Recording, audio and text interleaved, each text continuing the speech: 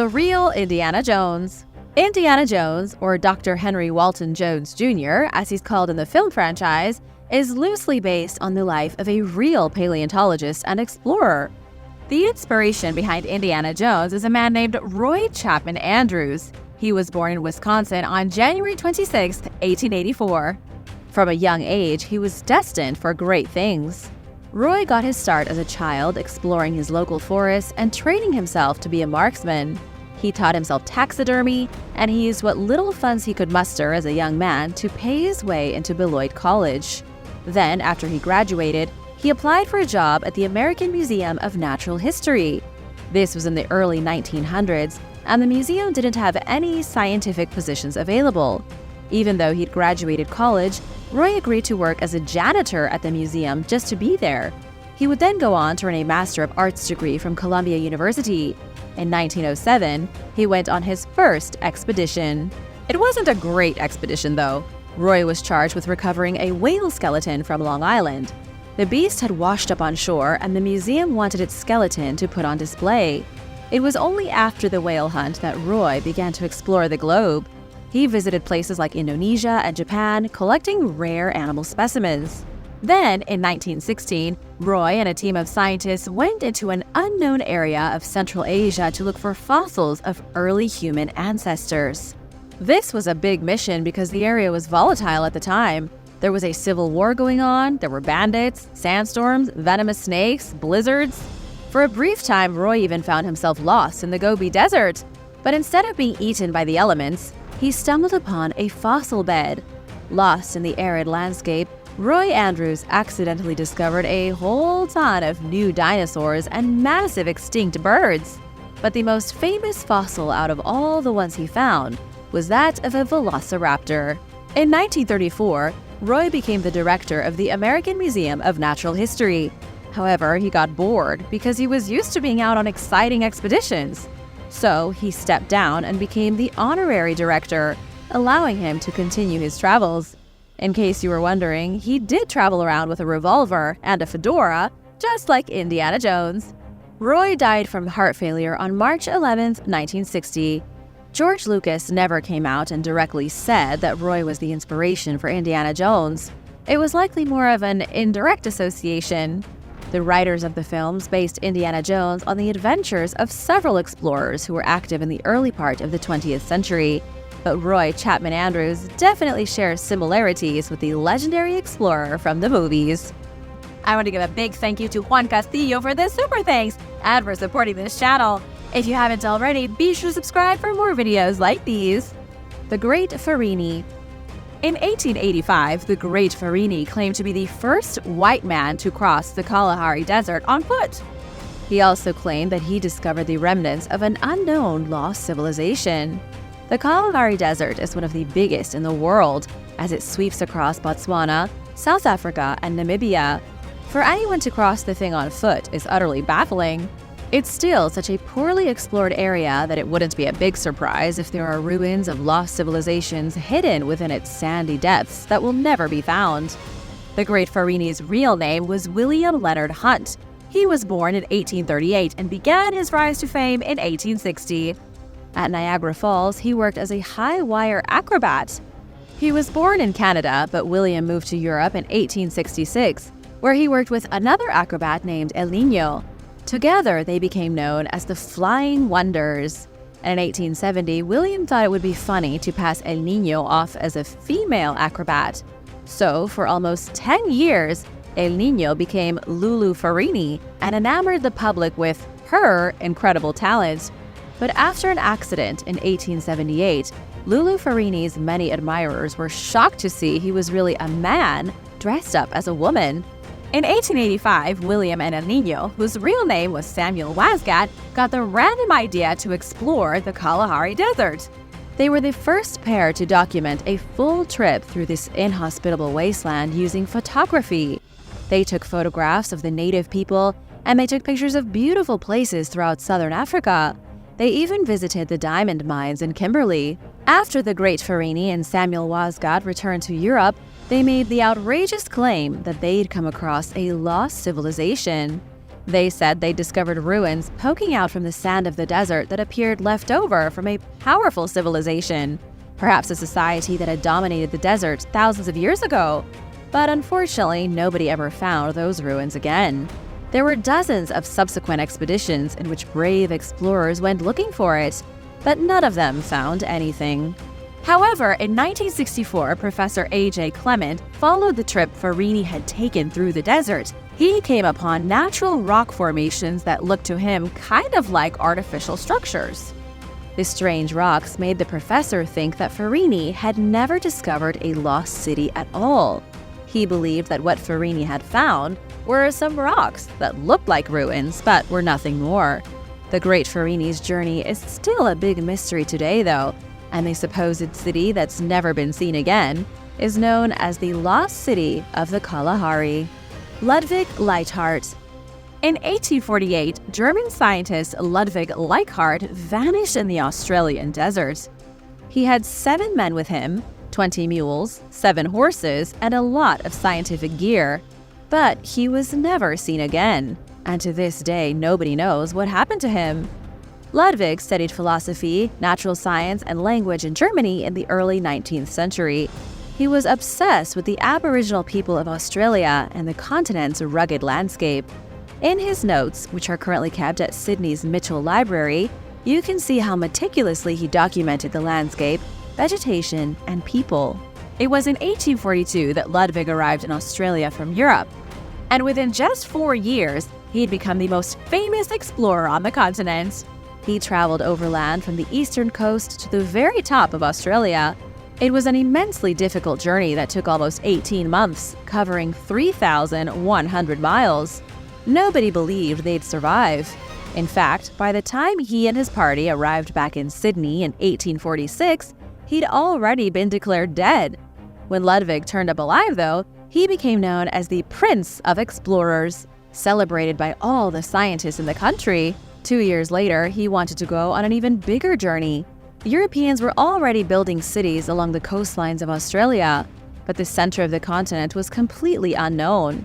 There was a black hole in the middle of Australia that Europeans had never seen.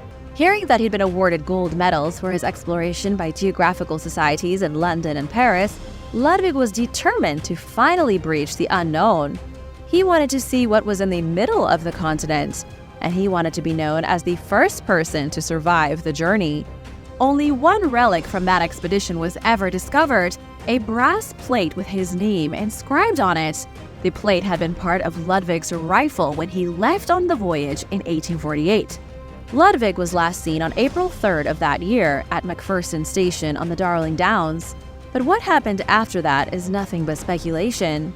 Archaeologist Dr. Darrell Lewis recently published a book investigating the disappearance of Ludwig Lichhardt.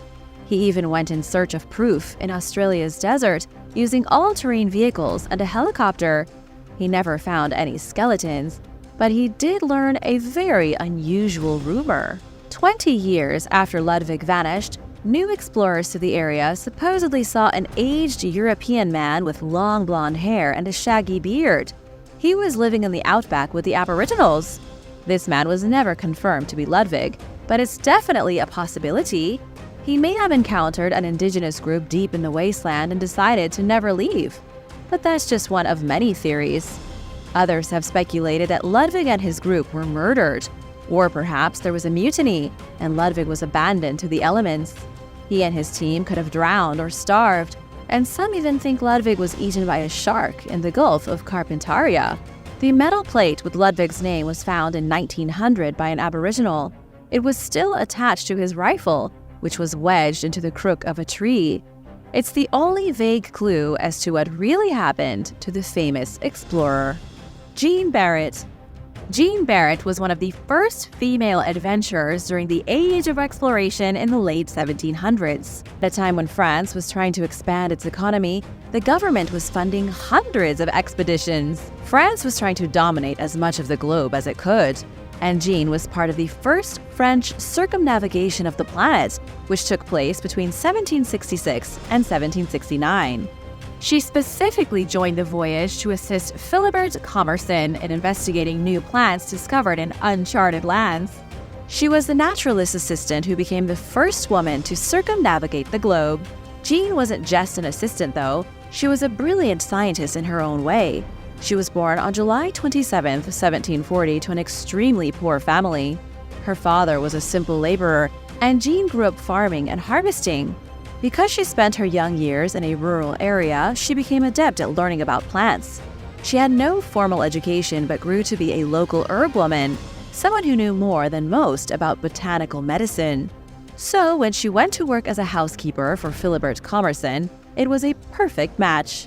Philibert was a scientist who studied medicine, botany, and natural history. He moved into Jean's rural area so that he could collect and study plant samples. The pair formed a friendship, and Jean agreed to help out around the house.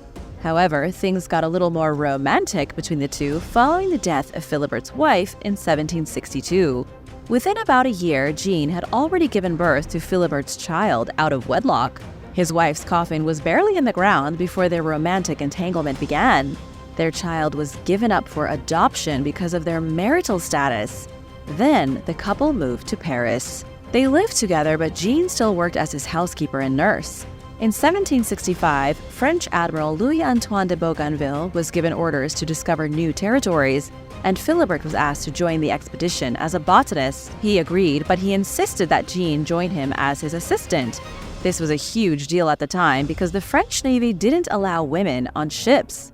But Philibert wouldn't leave Jean behind, showing just how close their relationship had become. Then again, maybe Philibert just didn't want to be on a boat surrounded by men for 3 years. Either way, Jean was made to dress as a boy and disguise herself while on board. They set sail with 2 ships, the Bois Douce and the Étoile, and from France they traveled to South America. In Uruguay, the botanists collected interesting plant samples, but Philibert got extremely sick during their excursion on land, so Jean had to take over his portion of the work. That's why, when they stopped in Brazil, Jean was the one who discovered a new type of flowering vine. The expedition reached Tahiti in 1767, and this was when Jean's true identity was discovered by the crew. Things from here turned very bad. The crew was furious that a woman was on board. So when Jean got off the ship to do some research, she was viciously attacked. When the boat stopped in 1768 to restock in Mauritius, Jean refused to get back on. In fact, she and Philibert remained in Mauritius until Philibert's death in 1773. But shortly after, Jean married a French soldier named Jean Dubernat. And once she returned to France in early 1775, the first female circumnavigation of the world was complete. Marco Polo. Marco Polo remains one of the greatest adventurers of all time. He was a Venetian merchant from Italy who traveled to China in the late 13th century, and he described his own adventures in his book, The Travels. To the best of his abilities, he detailed the 17 years he spent in the court of Kublai Khan. Marco Polo was the first person to bring a vision of Asia to Europe. He traveled to China and reached the leader of the Mongols in 1275 AD. It wasn't just him, though. He went with his father and uncle. Marco Polo was only 17 years old when his expedition began in 1271 AD. He and his father, Niccolo Polo, and his uncle, Matteo Polo, started with a good group of missionaries. But the missionaries turned back in Armenia when the journey began to get difficult. The 3 Polos, on the other hand, continued on land, moving along the paths of the Silk Road. They went through the lands of Persia, places dominated by the Samarkand and Turkestan empires, but it was extremely rough. They hardly slept, they got sick, and there were bandits everywhere. It took 3.5 years of walking to finally reach the Mongolian capital of Chengdu. And when they did, Kublai Khan was so interested in the brave explorers that he generously welcomed them into his court. Kublai Khan was the ruler of all of China, not only the leader of the Mongols. His grandfather was Genghis Khan, the man who extended the territory of the Mongols from Central Asia to the shores of Korea in the 12th century. Kublai Khan was an avid supporter of culture and learning. He saw himself as a Buddhist, but allowed all religions to be practiced in his kingdom. He was also interested in the outside world and was a big supporter of literature. Marco Polo couldn't have asked for a better host. The Khan even appointed him as permanent envoy or diplomatic messenger. As the permanent envoy to the Great Khan, Marco Polo became a double explorer. He was tasked with traveling to the farthest reaches of the Mongol Empire to learn about local languages and customs. Then he'd return to Kublai Khan with his findings. Marco Polo even briefly became the governor of Yangzhou for 3 years. The issue after living with the Mongols for almost 20 years is that the Khan didn't want them to leave. Marco Polo, his father, and his uncle had to come up with a plan to escape. They promised to escort a Mongol princess to Persia, where she was to marry someone there. Before they left, the Khan gave the Polos a significant amount of wealth and jewels. After a long journey, they reached Venice in 1295 AD. During their trip, though, Kublai Khan died. They'd been gone for 24 years, so long that nobody believed they were who they said they were. Marco Polo brought back information about Asia no other European had ever gotten. He discovered cultural practices completely foreign to the people of Italy. He revealed the use of paper money and how to use coal as fuel for heating a house. He described an exotic land of great wealth and prosperity. One of the biggest things in China was spice, and Marco Polo knew about all the spices in China and their worth to Europeans. Years later, in the 15th century, Christopher Columbus found motivation in Marco Polo's The Travels. He even used Marco Polo's story as inspiration to search for a route to China for collecting spice. Hiram Bingham III. Hiram Bingham III was the man credited for discovering Machu Picchu. He was an American born in Hawaii. Hiram enjoyed a life of academics and exploration until he became the governor of Connecticut and later a U.S. senator. In 1908, Hiram Bingham served as a delegate to the first Pan-American Scientific Congress. He traveled to Chile as part of his duties and was so amazed by the ancient ruins that he grew obsessed with Inca history. So, when he went to lecture at Yale, Hiram convinced the university to fund a joint expedition with the authorities in Peru. The goal behind the expedition was to discover lost Inca sites around Cusco, the old Inca capital. The expedition started in 1911 with Hiram Bingham at the lead. His desire was to uncover a lost city somewhere in the mountains. When the party arrived in Cusco, Hiram met Albert Giesecke. Albert was from the National University of San Antonio Abad. He'd learned from a local farmer that high up on a ridge somewhere in the Urubamba Valley were extensive ruins that had never been seen by outsiders. On July 19th, Hiram's expedition ventured out of Cusco and descended into the Sacred Valley. It took 4 days to reach the farm of the man who knew where the ruins were. Then they took a short walk through the jungle to the ruins of Machu Picchu, which wasn't all that difficult for them to reach. What you might find crazy is that Hiram Bingham was unimpressed by the site. He wasn't convinced that it was the last refuge where the Inca held out before they were destroyed by the Spanish. The team abandoned Machu Picchu because, in layman's terms, they thought it was a huge disappointment. Despite this, though, they continued their journey through the Andes Mountains to an Inca shrine called Nusta Hispana, and a little beyond that, they found the ruins of Vitcos. Today, both these sites are visited daily by tourists who take the jungle trek along the Vilcabamba Trail to reach Machu Picchu. The expedition continued to a place called Espiritu Pampa, but at this point the ruins were getting less and less impressive. So Hiram changed his mind and decided that Machu Picchu was likely the great lost city he was looking for. He returned to America, where he presented his findings to Yale University and the National Geographic Society. They helped organize 3 more missions to excavate and explore the site. During the expeditions between 1912 and 1915, roughly 40,000 artifacts were removed from Machu Picchu. Everything was acquired from ceramics to mummies. It was only in 2007 that many of the artifacts were returned to Peru by Yale University. Remember Roy Chapman Andrews from earlier? He was the explorer behind the inspiration of Indiana Jones. But in truth, he may have been only one of the inspirations. Hiram Bingham is also said to be one of the brave adventurers whom Indiana Jones was modeled after. He published a book called Lost Cities of the Incas in 1948. Peru even named a luxury train after him that takes visitors from Cusco to Machu Picchu town. And although the farmers in the region had known about the ruins long before the Americans showed up, Hiram was the first real archaeologist to get a good look at the place and actually do some excavations. If you had the chance, would you go on an expedition to discover a long-lost city of gold? Let me know in the comments below. And while you're at it, be sure to subscribe. Abel Tasman. Abel Tasman was the man behind the discovery of New Zealand almost 400 years ago in 1642. He was born in the Netherlands and received his first naval command in 1634. He worked for the Dutch East India Company patrolling the waters of Indonesia, but back then, Indonesia was known as the Dutch East Indies, and Abel's duty was to search for smugglers and snuff out rebellions. In the middle of the 17th century, Europeans still didn't know what lurked at the bottom of the world. There was a rumor of a continent and great lands to be explored, but nobody had seen them yet. Dutch mariners had partly explored the southern lands, but New Zealand was non-existent. The Dutch East India Company wanted to know if there was new territory for them to take, and if there was a passage worth knowing about across the Pacific Ocean to Chile. Abel Tasman was given 2 small ships and was ordered to explore the south. They left Jakarta in August 1642, first sailing to Mauritius, then due south. But they were forced to retreat when the cold got so brutal that they couldn't continue. These people had no idea what they were getting into moving south. It felt like they were sailing into a frigid land of horror. So, instead of going directly south, they went east.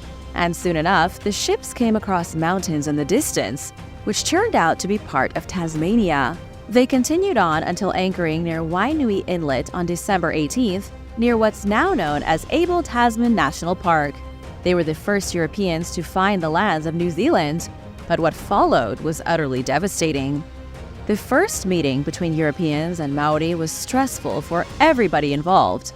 The native people of New Zealand were surprised to see the pale visitors, so the meeting was tense, but at least it was still peaceful. That was until the next day when the Maori attacked the Dutch. Abel Tasman named the place of their meeting Moordenaars, which means murderers. The Dutch got out of there and continued sailing along the outskirts of New Zealand. Then, on January 4th, 1643, the crew tried to investigate Great Island. Unfortunately, though, they were thwarted by a group of people who threw stones at them from the tall cliffs. New Zealand was discovered, but the Dutch would take with them tales of violence to fuel fear of the Maori. Tasman's ships arrived in Tonga on January 21st and collected food and water. They reached New Guinea in April, then went back home. Tasman was seen as a bit of a failure. Although he did discover new land and new people, he didn't do much exploring. His superiors felt that he should have investigated the lands more instead of running away with his tail between his legs. So when Tasman suggested another journey, the bosses of the Dutch East India Company refused. By 1648, Tasman was disgraced. One night, he got so drunk that he tried to hang 2 sailors that had disobeyed orders, resulting in a suspension without salary. He was reinstated about a year later, but he never did much exploring again. Tasman then retired in 1653 and died shortly after as part owner of a small cargo ship. Jacques Cartier and the Kingdom of Saguenay. Jacques Cartier landed in Newfoundland in May 1534, believing he was in Asia. As he sailed around the Canadian maritime areas, he claimed everything his eyes fell upon for France. Jacques went on land, kidnapped the first 2 people he found, and stowed them in his ship. Then he went back to France, using the natives he kidnapped as proof of what he'd discovered. Financial backers in France were so amazed by the Native Americans that they quickly financed a second voyage. This one departed in 1535. And yes, the 2 natives were allowed to return to their homeland. Jacques Cartier and his crew traveled along the St. Lawrence River to a place called Hochelaga, or as most people know it today, Montreal. As the French sailors were moving down the river, their 2 Native American captives started to tell them a story. They claimed to recognize the landmarks they passed, saying the ship was about 2 days away from the borders of the Kingdom of the Saguenay. The Native Americans told the French all about this legendary domain and its wealth. It was a place of gold and jewels, more than the French could ever hope to carry back in their boats. After arriving in Hochelaga, Jacques learned more about the Kingdom of the Saguenay, but the natives were a little vague at first. When he tried to leave in October, he found that the ice was too thick to get his boat back to Europe, so Jacques lived with the indigenous people for the winter, during which he learned many interesting things. The natives insisted that beyond their own borders was a land dominated by white-skinned men with blonde hair. They supposedly had huge amounts of gold, rubies, and copper. While many of Jacques' crew were busy dying of scurvy during the winter, their leader was fantasizing about the Kingdom of Gold. When the ice broke and he was finally able to return to France, the French took Chief Donnacona of the Iroquois with them. And back in France, the chief told King Francis I all about the Saguenay. The chief of the Iroquois met with the King of France in either 1537 or 1538. Then, even though he was treated with all the respect of a dignitary, he passed away. Rumors spread that Jacques had kidnapped the chief and taken him to France. And at the same time, France was having a big problem with the Holy Roman Empire. Their war with Rome had drained their treasury, so there wasn't enough money to send Jacques Cartier back to Canada until the war ended in 1541. King Francis ordered Jacques Cartier to locate the kingdom of the Saguenay, but sadly he never found it. In fact, nobody has. Scholars think the Native Americans were trying to trick the French because of their obsession with gold. They were hoping that if they could push the French in the wrong direction, the French would leave them alone. However, other scholars think the kingdom truly did exist, but it was already gone by the time the French arrived. Another theory is that the Saguenay were the descendants of ancient Norse explorers. They were white and blonde because they had Viking blood. But these days, the kingdom of the Saguenay is nothing more than a myth. Ida Laura Pfeiffer. Ida Laura Pfeiffer was the first female travel writer in the world. Long before the days of travel blogs, Austrian adventurer Ida was roaming across Southeast Asia, the Middle East, and Africa. She took 2 trips around the world between 1846 and 1855. She had a prominent spot in the geographical societies of Berlin and Paris. She even had her journal translated into 7 different languages. So, in the 19th century, Ida Pfeiffer was kind of a big deal. She was born in Vienna in October of 1797 and took her first voyage at the age of 5. Alongside her father and brothers, she visited Palestine and Egypt. Her father was hopeful that Ida would receive the same education as her brothers. He wanted her to be allowed to travel the world just like the boys. But after his death in 1806, Ida's mother changed plans. Instead of adventuring, Ida was forced to do more appropriate activities like playing the piano and knitting. Then, at the age of 22, Ida was married to a man named Dr. Mark Anton Pfeiffer against her will. He was 24 years older than her and had a son roughly the same age as Ida. She'd go on to have 2 sons with this man who didn't so much as have a job. She supported the family by teaching music and drawing. But still, it was barely enough money to feed them all. Ida lived this existence until her sons grew old enough to get jobs themselves. Then, at the age of 45, she traveled down the Danube River out of Europe and into Istanbul. She continued on to Jerusalem, stopping in dozens of ancient cities as she went. On July 10, 1842, she sailed to Egypt. Ida then completed a tour of the country, visiting all the great cities like Alexandria and Cairo. In 1844, she published a book titled A Vienna Woman's Trip to the Holy Lands, and the money she earned from the book was enough to fund her next trip, which took her to Iceland. She traveled across the country on horseback like a Viking, and she even climbed Mount Hekla. Ida may have begun her life as an adventurer late, but she traveled with the enthusiasm of someone half her age. She visited Brazil, Chile, China, India, and Greece. But she didn't stop there. She also made stops in Persia, Babylon, Armenia, Georgia, and the Russian Empire. Her greatest work was A Woman's Journey Round the World, which she published in 3 volumes in 1850. Her final journey was to Madagascar in 1857. On her way there, Ida stopped in South Africa, where she encountered a Frenchman. The Frenchman was involved in a covert plot to overthrow the Queen of Madagascar. Ida agreed to travel with the man, only to find herself being expelled from the country when the Queen learned about the coup.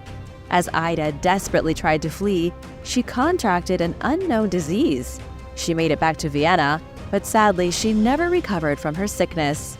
She passed away on October 27, 1858, when she was 63 years old. If it hadn't been for the disease, she likely would have continued her epic adventures. Meriwether Lewis. Meriwether Lewis was born in 1774 in Virginia. He was what some people might consider a narc from early on. After being educated, he volunteered in the government program to forcefully suppress tax evaders. It was in his early 20s, in 1795, when he joined the regular army and served on the western frontier of the American Revolution. He became a lieutenant and was a fantastic marksman.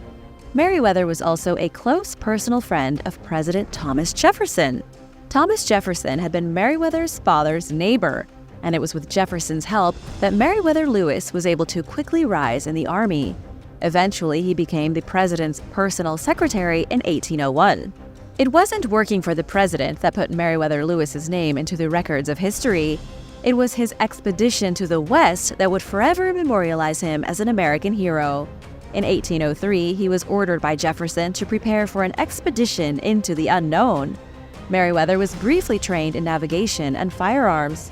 He recruited a young man named William Clark to be his co-leader. Then, in May 1804, the Lewis and Clark expedition set off from Wood River, near what's now the city of St. Louis.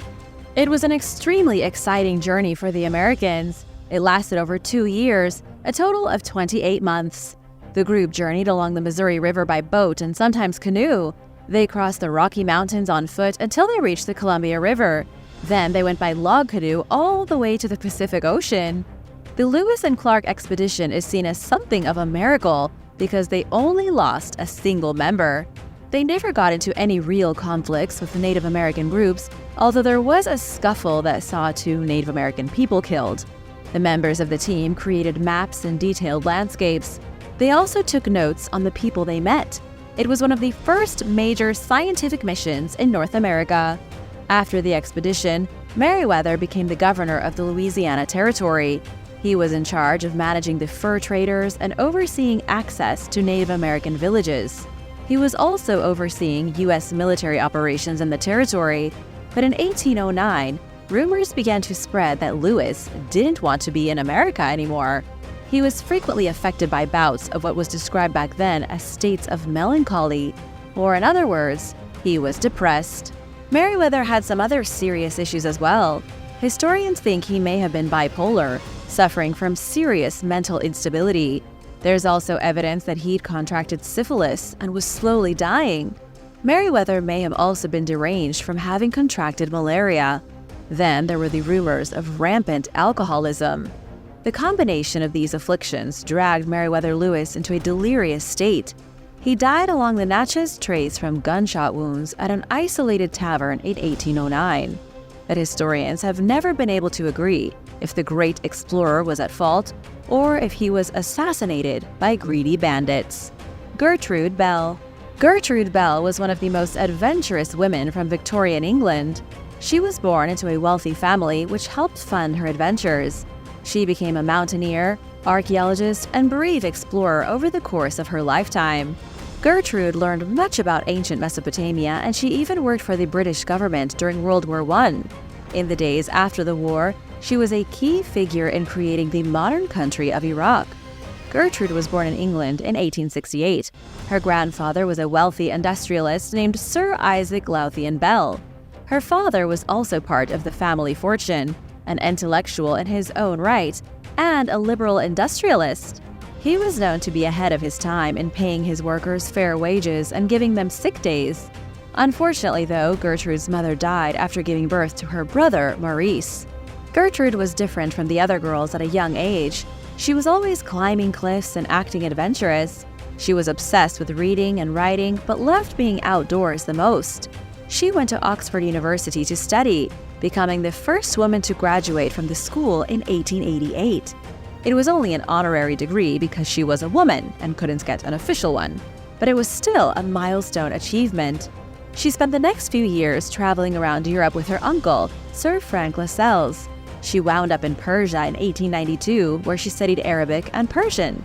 Then Gertrude got engaged to Henry Cadogan, a man she met in Tehran.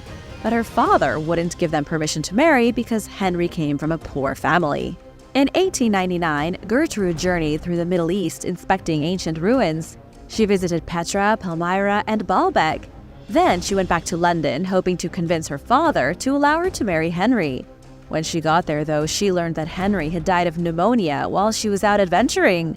Gertrude was devastated and immediately left England. She then traveled to Italy, where she became an alpine climber. While she was there, she got into an accident and hung from a rope attached to the side of a cliff for 48 hours before being rescued. Her adventures continued for years and were far too numerous to list here. She was a master photographer by 1901 and had seen most of the world. In 1904, her grandfather died and she inherited a huge amount of money. She was briefly imprisoned by Ibn Rashid while traveling through the Middle East. After World War I, her knowledge of Mesopotamia was crucial as she was responsible for drawing the boundary lines for the new country of Iraq. This action also established the countries of Jordan and Saudi Arabia. On July 11, 1926, Gertrude Bell was found dead in her bed. Unfortunately, she'd overdosed on sleeping pills. It was a sad end to a long and adventurous life of discovery. Viking explorers in Portugal. The Azores Islands in Portugal are most famous these days for their wild parties, but the ancient island group is also at the center of a raging controversy. Historians always assumed Portuguese sailors discovered the islands in the 15th century, but a recent discovery shows it was more likely a group of Norse explorers who found the islands 700 years before that. The Azores, though part of Portugal, are in the middle of nowhere. The islands are situated 900 miles from Portugal and 930 miles from Morocco. The Azores are made up of 9 volcanic islands sitting in the Atlantic Ocean. Some think the Azores were the source of Plato's myth of Atlantis. They may have been part of a great kingdom during the Ice Age, but nobody has found any concrete evidence of that. The mainstream narrative is that nobody lived on the island until the first human settlers in 1439. The islands were found by Portuguese explorer Diogo de Silves in 1427. He was looking for a new trade route to Asia when he stumbled across the tropical paradise. According to an international team of researchers, the Vikings arrived 7 centuries before Diogo de Silves. Timothy Shanahan from the University of Texas said researchers looked at samples of fecal matter left on the island by imported animals. They found that around 700 AD, someone in Europe brought farm animals onto the Azores Islands. Researchers also looked at sediment cores from Pico Island. They found evidence of huge fires being burned in the 8th century. This is important because Vikings had a slash-and-burn method when they needed to clear woodlands. They'd cut down all the trees and then burn the rest of the forest to create grazing fields for pasture. The evidence is overwhelming. Somebody brought farm animals to the Azores around 700 AD and burned forests to create room for pasture. It was likely the Vikings, but researchers haven't managed to prove it. Even though the two discoveries technically change history, Portugal doesn't seem interested in having their beloved explorer replaced by nameless Vikings. It's also been proven that the Vikings landed in North America around 500 years before Christopher Columbus, so they really were the world's first great explorers. What do you think? Thanks for watching! Who is your favorite legendary explorer? Let me know in the comments below. Be sure to subscribe and give this video a thumbs up for more videos like these. See you next time. Bye!